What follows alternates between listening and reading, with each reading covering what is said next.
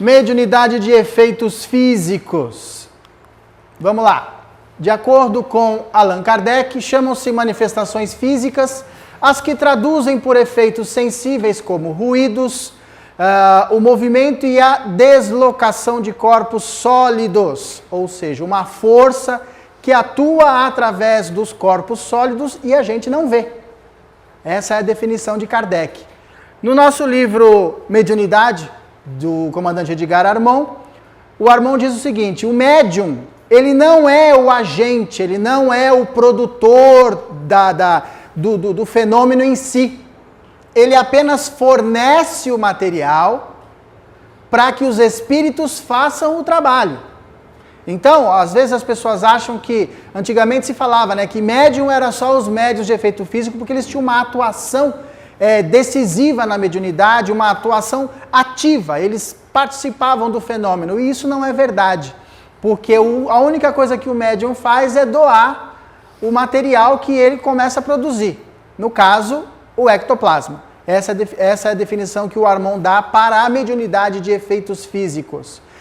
Os conceitos, para a gente entender melhor o desenvolvimento desse trabalho da mediunidade de efeito físico, nós vamos ver o seguinte: são fenômenos mediúnicos objetivos para efeito de pesquisas científicas comprovando a realidade do mundo espiritual. O negócio é o seguinte: por que houve a necessidade do surgimento da materialização dos deslocamentos de objeto? Porque o ser humano por si só ele é materialista, ele é incrédulo.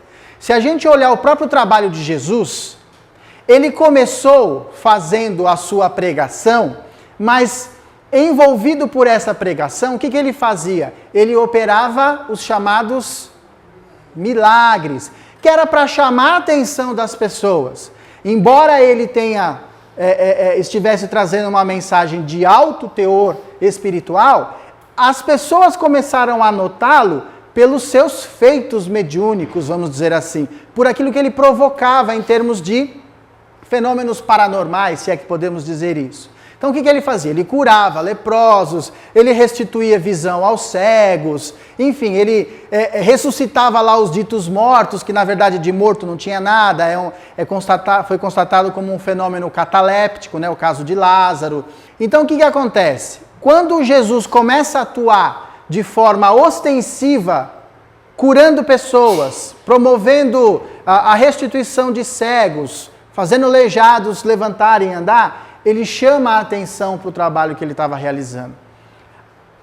Esses trabalhos não tiveram continuidade quando se consolidou e quando se institucionalizou o cristianismo, através de Roma. Surgiu aí a Igreja Católica Apostólica Romana. E o que os padres fizeram foi o quê? Foi justamente apagar o fenômeno mediúnico. Então ele praticamente, dentro do seio da Igreja Católica, oficialmente ele deixou de existir. Embora você não...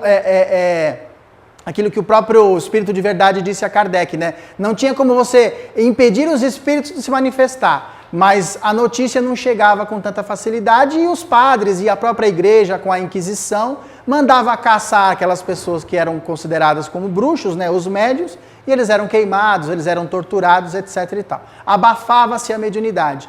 No caso da doutrina espírita não foi diferente. Como uma revivescência do cristianismo primitivo, ela começou através do fenômeno, porque o Kardec estudou os fenômenos. Estudando os fenômenos, chama a atenção das pessoas, opa, tem alguma coisa estranha aqui. É óbvio que as oposições se levantaram, dizendo que era tudo obra demoníaca, né? Que aquilo era coisa do demônio, que os espíritos iluminados não podem se comunicar. Aliás, é muito curioso, um dia desses eu vi na televisão, eles fizeram uma reportagem sobre a mediunidade, e eles entrevistaram um padre.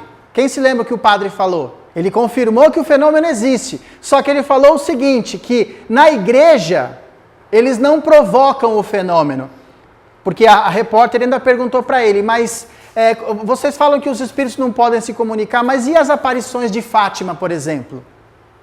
Ele falou assim, não, mas aí foi uma ideia, foi uma decisão de Fátima, dessa entidade, de Nossa Senhora se manifestar. A gente não vai lá e procura a manifestação, demonstrando que ele era um ignorante, nessa área do espiritualismo em geral, porque nós também não provocamos o fenômeno. Não fomos nós que fomos procurar os espíritos, foram os espíritos que vieram nos procurar através da fenomenologia, através dos objetos se manifestando, das casas que eram apedrejadas e não sabia de onde vinham as pedras, né? Quem conhece a história da doutrina espírita vai ver lá o fenômeno de Hydesville, onde acontece todo aquele processo que daí surge, né? As pesquisas na área da mediunidade. Então, esse padre, na verdade, ele demonstrou uma ignorância muito grande.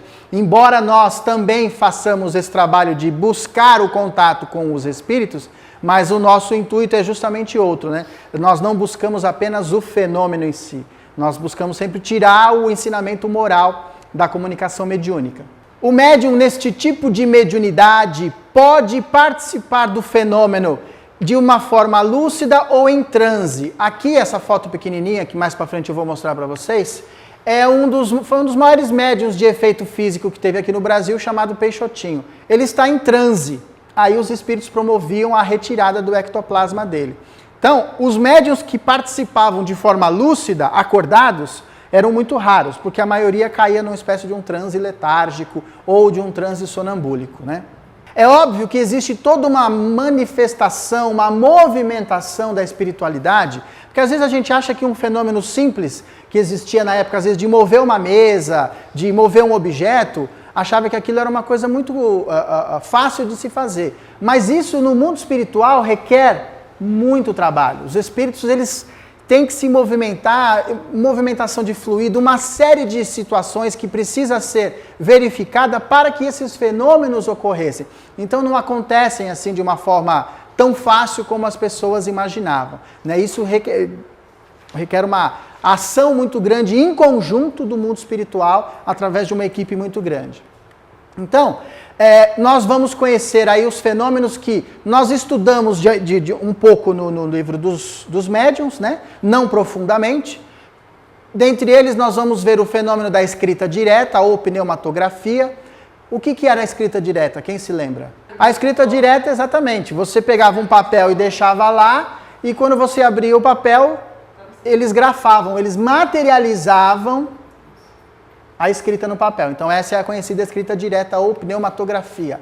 A voz direta, exatamente, a voz é provocada no ambiente. Todo mundo ouve, você não sabe de onde está vindo, mas a voz está vindo daquele ambiente, ela está se projetando no astral, e todo o trabalho realizado no astral, ele tem uma consequência física, então a gente acaba ouvindo, ou seja, todo mundo ouve. Mesmo os que não são médiuns. Necessário que tenha o médium, né? Todo fenômeno para ocorrer, ele vai precisar da ação do médium ali. Sabendo que ele é médium ou não, vai precisar dele, né? Júlio, nesse caso é para doação de ectoplasma, né? Sim, por doação de ectoplasma. Todos esses fenômenos por doação de ectoplasma, tá?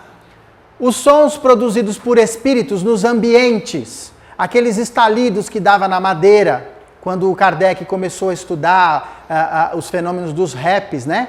Ou seja, os movimentos, os barulhos que ocorrem dentro de uma residência, que você não encontra uma causa. Eles acontecem, mas você não encontra a causa.